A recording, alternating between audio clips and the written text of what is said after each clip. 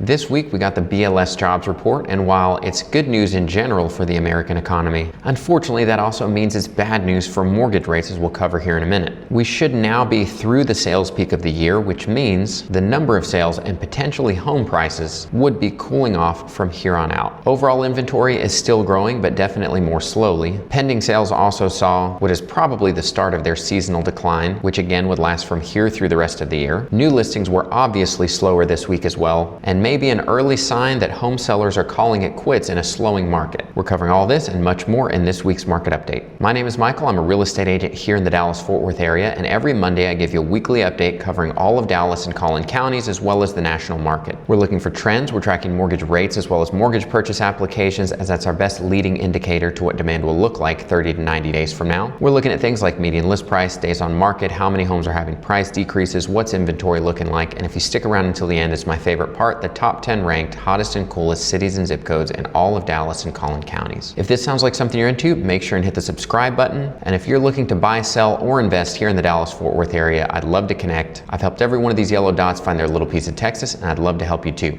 Just call, text, or shoot me an email. All that info is in the description below. Okay, today is June 9th. Let's see what the data is telling us, and if this is an old video, you can click the playlist here to get to the latest weekly market update. Okay, starting with market news. As we covered last week with the latest inflation report, inflation is all the way back down to 2.1%. And if you'll remember, the Fed's target is just 2%. So inflation is almost gone. Why haven't mortgage rates dropped? That's because the only thing the Fed cares about right now is the labor market. They believe there are still too many people employed, making and spending too much money, and they're worried that's going to cause future inflation. So at the start of last week, we began with the ADP jobs report, which made it look like the labor market could really be cooling off quickly. Experts predicted the US would gain 110,000 jobs in this report, but the ADP report showed a much lower number of just 37,000 jobs. So we started the week looking like we had a huge miss on jobs, and as a result, mortgage rates had a pretty big drop on Wednesday and into the morning on Thursday, because the expectation was that the BLS jobs report, which is the more important one that the Fed cares about, was going to reflect similar information. Only it did not, and so mortgage rates shot right back up on Friday once we got the BLS jobs report. And according to the BLS jobs report, total non-farm payroll, that's jobs, increased by 139,000 in May, which of course is higher than the estimated 110,000. And the unemployment rate remained pretty much unchanged at 4.2%. So that's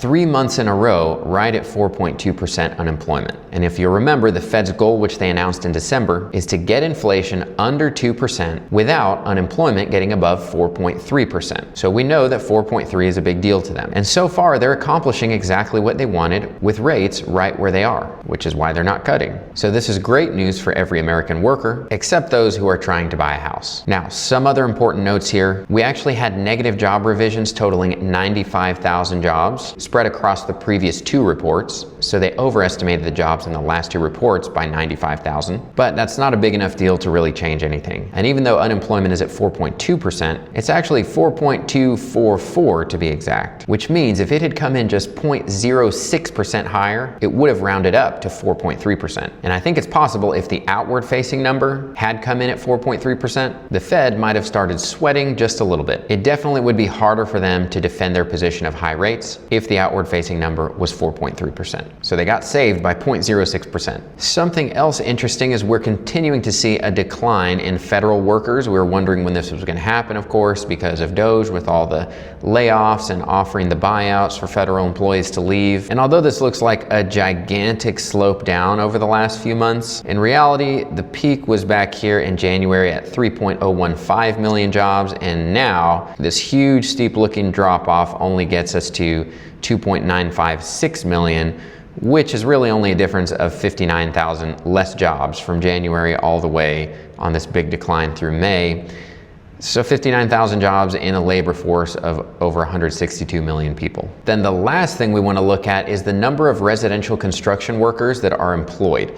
Historically, when there's going to be a recession, it starts with residential construction workers getting laid off first. And you can see that in this chart. So you can see Residential workers getting laid off, here's the recession. Same here, they start getting laid off, here's the recession. Same here, they're getting laid off, here's the recession. And this one is just too fast to even know what was going on during COVID. But the good news is that as of this report, somehow residential construction is still growing. They're still adding jobs in that industry. Very slowly, but it's still trending up. And you can see that historically, this is a lot of residential construction workers. And in fact, we're heading back up towards that peak that we had in January of 2006. But you can see historically over time, we have a lot of residential construction workers, which is good news because we need more housing supply. And until they start seeing layoffs, it's not likely we're going to see a recession. So the long story short is the labor market is still softening without breaking, which is good for all of us, but bad for mortgage rates. Because unless unemployment gets above that 4.3% number, the Fed is going to be in no rush to cut rates, especially now that they're worried tariffs are going to bring a new wave of future inflation, and we have no idea by how much. So I should also add here, all of those news headlines that I keep seeing saying this and that about a crash is coming, and they put up one random chart that looks so scary but doesn't really mean anything. There is literally nothing scary happening right now. What's happening is the Fed is accomplishing exactly what it set out to do. They have been cooling off inflation without causing mass layoffs by using these high rates. It's the opposite of scary. It's actually very good that it's happening this way. And if at any point anything actually does get scary, then the Fed is going to cut rates in a hurry, and things are going to pick right back up. And remember, it's not healthy for markets to go straight up forever. Healthy markets have periods of expansion going up and contraction going down. Down is part of a healthy market. And also, down does not have to mean crash. In many cases, it looks much more sideways than down. It feels like everyone I talk to right now thinks that markets only have two settings. It's either going up or it's going to crash. And that is simply not true. And if you feel this way, just turn off the news, turn off your social media. There are many more options other than up or crash. Okay, before we move on, I showcased this listing in the Bird Streets in Coppell, Texas just a week or two ago, and the owner has had a sudden change in circumstances and wants to sell it immediately. So we just dropped the price by $35,000. So if you know someone looking for a killer deal, the schools here are all rated 9 or 10. It's 15 minutes from Dallas-Fort Worth Airport, and you can commute to all the major employment hubs in less than 30 minutes. That's Dallas, Frisco, Plano, or Irving. It's 2,525 square feet, has 3 beds plus an office with 3 full baths on a large cul-de-sac lot, and it's got a great pool. So if you know anyone looking for an incredible deal in Coppell, send them my way. Okay, moving on, starting with national housing inventory. This week we had an increase of 5,045 more homes for sale in the country. You can see much slower of a gain than we've been having, and this gets us down 1% back to 32% more inventory than we had last year, to a total of 808,564 homes available for sale in the country. This same week last year, way down here, we were only at 611,543. So we're still much better than last year. Then for reference, the all-time inventory bottom of 2022, we only had 240,000 homes for sale in the country. And the peak of last year, we had 739,000 homes for sale. So inventory has been growing every single year, and we're getting much, much closer to a normal market now. Now looking at new listings, this week we had just 3,022 more new listings than we did last week. That's this tiny little jump up. It's definitely not the bounce we were hoping for. I talked last week, I believe all of this dark red line needs to be shifted to the left one to be coinciding with the previous 2 years. So you can see we had dips all 3 of the previous years. That happened 1 dot late on this chart. So if we shift it to the left, this would be the corresponding week. And you can see every one of these years we had quite a bit larger of a jump than we had this year. So that's just 1 week data. We're not going to lean too much into it, but it definitely is a departure from the previous 3 years. Now it could jump right back up next week, but not the bounce we were hoping for. So we're going to wait and see, but this week we had 73,443 new listings. And just to give you some random context, these last 2 years, these 2 lines you see down here, are the lowest new listings numbers we have ever had. That's how suppressed this market has been. I mean, ever in history.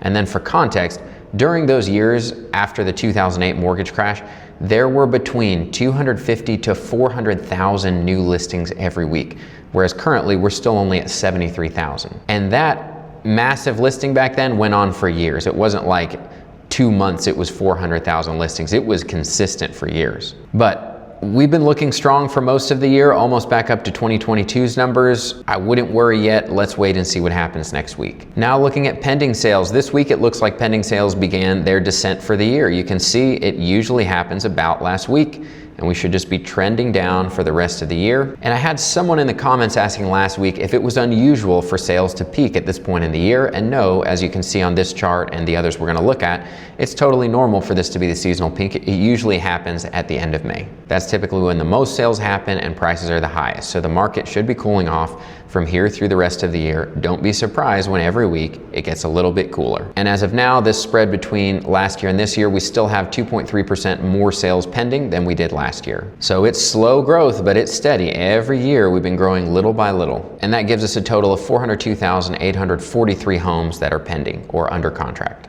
Then the last thing we cover nationally is the percentage of homes having price decreases. Every year it's normal for a third of homes to take a price cut before selling.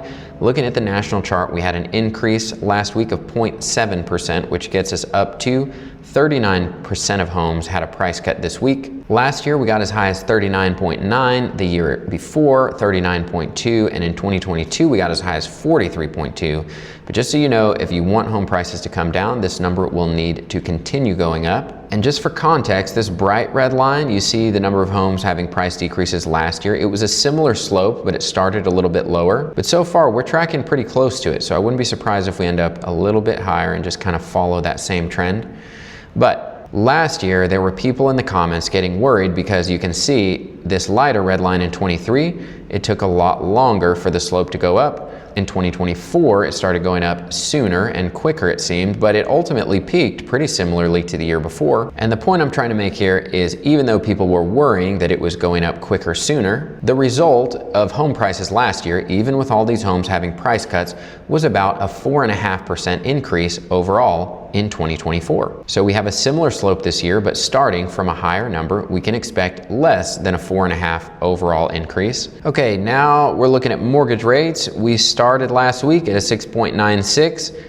Stayed at 6.96. You can see when we got that first jobs report, we dropped all the way to 6.87. Then when we got the real jobs report on Friday, we jumped up to 6.97. So we literally started at 6.96, ended at 6.97, and for one day we had dropped 0.1%. And if you'll notice, we are just 0.6% lower than where rates were a year ago. 1 year ago today, they were at 7.03. So almost the same. Now looking at mortgage purchase applications, we had a decrease this week, but even so, we are up 12% year over year in the number of people applying for mortgages, which gives us 15 straight weeks of year over year mortgage application growth. But I've been saying this forever, we're not going to see the real mortgage demand come in until rates get and stay below 6% for a sustained period of time. So we're still about 1% away from where the real demand is, and the evidence we have for that is new construction has been offering below 6% for years now, and they have been selling way more efficiently than pre-owned homes. Now we're moving on to the local markets, starting with the MLS data of Dallas County. This week we had 689 new listings, which is a big jump of 84. We had 358 closings, which is 15 more than last week.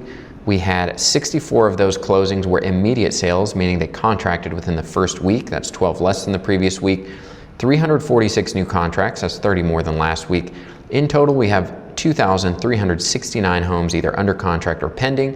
That's 36 less than last week. Then moving on to Collin County, we had 574 new listings. That's 68 more than last week. We had 278 closings, which is 72 less than last week, which was a huge anomaly up. This is much more in line with what we've seen this year. Of the homes that closed, 62 were immediate sales. That's 3 more than last week. We had 203 new contracts. That's 20 less than last week.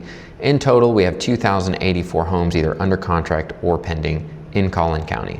That's 34 less than last week. Okay, moving on to the Market Action Index. Let's take a look at Dallas County as a whole. If you've never seen this, it takes into account all this data, puts it into one easy to read graphic with a number.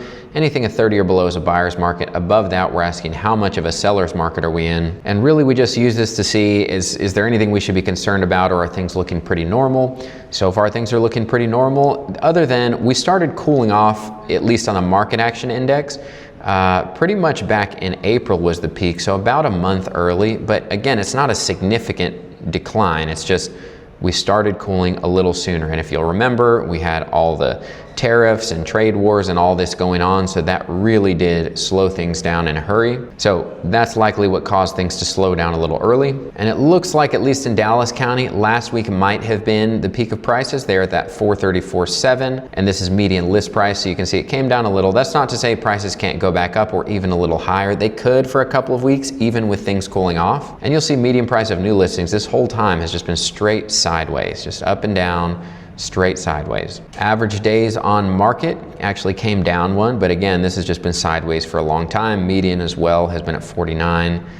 Homes having price decreases, slow, steady increase. That's normal for this time of year. Let's see what happened with inventory, 57. So we went up just very slightly by 34 homes we went up. Then of course the market action index is still cooling off, and it should be for many months to come. But as of now, we are at a 37. We are still a slight seller's advantage. Now let's look at Collin County. Collin County this whole time has been a few points cooler than Dallas, and it peaked about the same in April, and we've been cooling off ever since. We're 35 slight seller's advantage, though the unusual thing, instead of having the price peak, we actually just had the price peak last week at 555,000 as far as the median list price. We were stuck right at 550 for many weeks while Dallas had continued up. And so this is just an example of how, even though things are cooling off, prices could continue up for a little bit longer. I wouldn't expect this to continue further up. It'll probably come back down next week, or at least stay flat and then start to come down. Their median price of new listings as well has been pretty sideways. They had an up week where Dallas had a down week, but again, this is totally sideways. Their average days came down by one as well. Their median has been flat at 42. Price decreases as well has just been trending up. Their inventory had 83 more, so they had a bigger increase than Dallas, but again, just slow and steady growth, just like everywhere else. And of course, the market action index still trending down and should be for the rest of the year. So nothing really unusual there. The market is cooler this year than it was last year, and that is going to continue until mortgage rates drop. Now we're moving on to the top 10 ranked hottest and coolest cities and zip codes in all of Dallas and Collin counties. These are ranked using that same market action index number.